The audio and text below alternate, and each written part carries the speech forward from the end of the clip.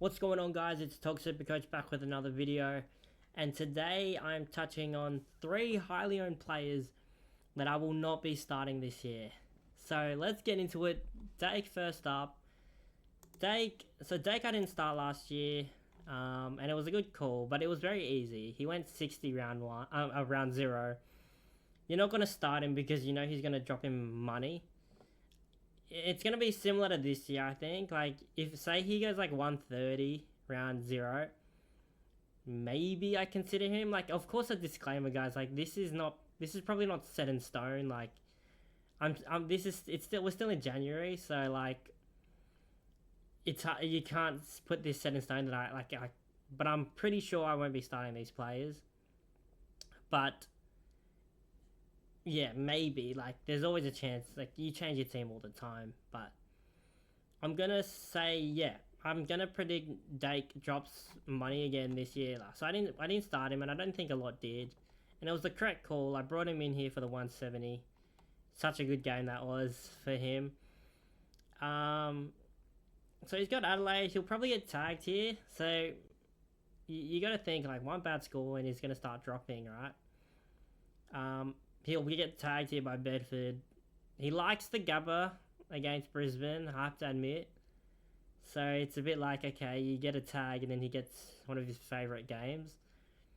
He'll get tagged by Wag though. So I think and he's got a bye. I mean, I think he'll get tagged here and then he'll drop money and then we can pick him up later. That's why I'm not starting him this year. And I'm pretty sure that is going to happen. I don't think I'm starting him. The next player I'm going to talk about is Colby McKercher. Now, Colby, I understand the hype around Colby. You know, he's playing the halfback role. He's going to get kick-ins. But I don't know. I feel like he's a little bit overrated for me. I definitely see the potential, but I mean, all he does is run and carry. And I know that means points. And I'm not like against starting him. I think for 450, if you're going to get a guy that's taking majority kick-ins and, you know, is going to rebound, he might be in my team. But as of right now, another part of it is that he's highly owned. So I kind of want to anti-pod him as well. But I low-key have just been saying all the reasons why you should start him, but this kid's very uncontested as well, and of course you get bulk points with contested possessions. I like Colby though. Like, he's a good player and he's got potential to be, you know, a star. I don't see him as a star right now. I brought him in last year, like, for the last 3 rounds. He did okay.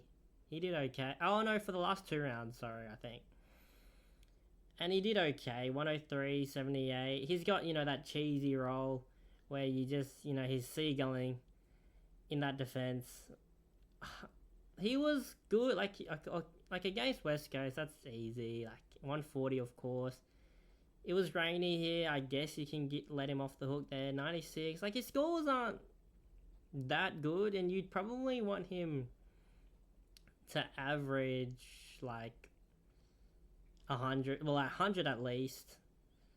And he did. I think he did that. I mean, I don't know what happened in this last game. I was a bit annoyed with this. And this, to be honest. 103. I expected more against the Tigers, but I don't know. I just think this kid's good. Like, he's running carries good, but I think that's, like, you know, a bit of a one-trick pony, and he's taking, like, again, it's a bit weird because, like, you know, if you're taking kick-ins, you're scoring points. It has nothing to do with really if you're that good. Anyone can take kick-ins, but and score points, like Ryan Marriott from last year. I won't touch on him, but again, he's very uncontested for me, and I know that doesn't really matter. Like, say he's getting 30 uncontested a week, that's probably 100 average every week. I kind of like to anti-pod. I would kind of like to anti-pod this kid Because I think this 78 is a little bit concerning, though. I mean, he probably should have scored more, especially against Adelaide. They leaked points last year. I don't know. I mean, again, disclaimer, like, none of this is set in stone. But kerch is probably the most one that's probably like, I don't know. I actually might bring him into the team because I know how cheesy that halfback role can be, and you just get cheap possessions. Like, out of these three, McKerch is the one where, like, you know what, I might actually start him because, that role is disgusting. But as of right now, I'm not going to have him in for the reasons of I want to anti-pod him, and then he's too uncontested, and I just don't see him as a star. Those are the three reasons, really. I see it as potential. He has a good role, though, but those three reasons are the reasons why I'm not going to start him. The last one is Naz. So I started Naz, and what a surprise that, I started him, like, thinking he was going to be a good pick, but I didn't think he was going to be this good of a pick.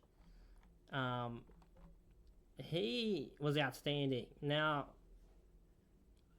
the only reason I'm not going to start him this year is because he's 622k. I kind of have a little bit of, nightmares of last year starting Sheasel. I know Sheasel was put forward, so it wasn't his fault, really. But 620, Naz is still, like, a little bit uncontested. I just think with Naz, I think I'm going to pay much less for another player that you saw in my team reveal yesterday, and that was Thomas McCarthy. I think he can match Naz early, and that's a massive call. I don't know. It's very early as well. Like, you can honestly, it's so early, but I think I can pay 120k less for McCarthy, and I think McCarthy will match him.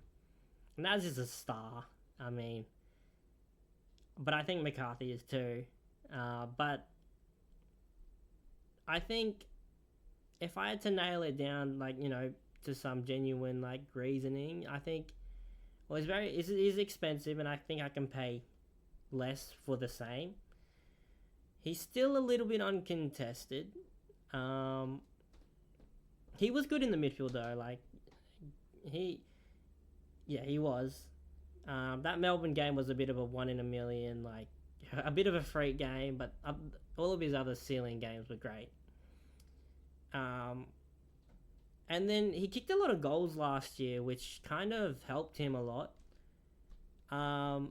So yeah, I started him, so I know they give him the ball, like, he asks for the ball a lot, and they give it to him. They legit last year, they just looked for him all the time, and that's legit how he averaged legit. Well, I was gonna say around 100 for the first few rounds. He scored 3 goals this game to get 130, and then he had that goal assist at the end with Sink. But he averaged, like, pretty bang on. Well, not pretty. He was actually pretty good early, kind of. Not kind of. He was really good early, but I mean, like, these 103s, 97s, like, actually, this Saints game, where's the Saints? No, not the, of course it's a Saints game. There was a game in here. This game here, he was like injured for after he 82 time on ground. And then, like, in the second half, he went ballistic to get to 100. They just look for him all the time. That's why he did so well last year. But I will say, so I think he's too expensive for me. And, it's a bit, you can't really compare to Sheasel last year. Sheasel was a bit of a different story. But for me, he's a bit expensive, and I think I can pay less for the same. I think he kicked a lot of goals this last season, which kind of inflated his score. I mean, I don't know. You can't really predict goals, can you? But I think the second reason really is I think he'll get paid more attention to. I mean, they're not really going to pay attention to, Naz if Saints are losing, and I don't know how did they do at the back end. I don't really remember, but I think they'll show a lot more attention to Naz this year. And the third reason, I swear there was a third reason,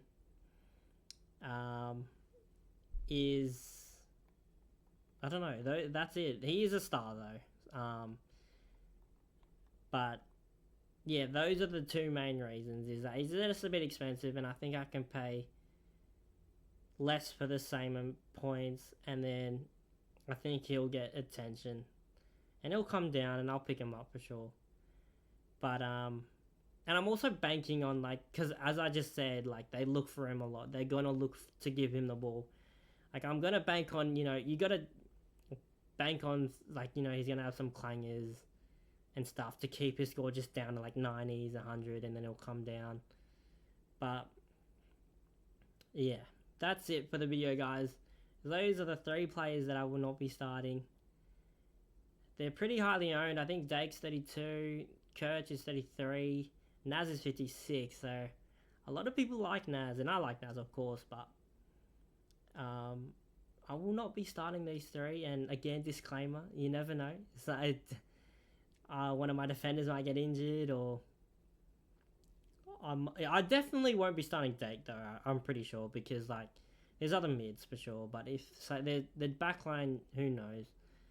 So those are the 3 players I will not be starting, and yeah, I hope you enjoy the vid, and peace.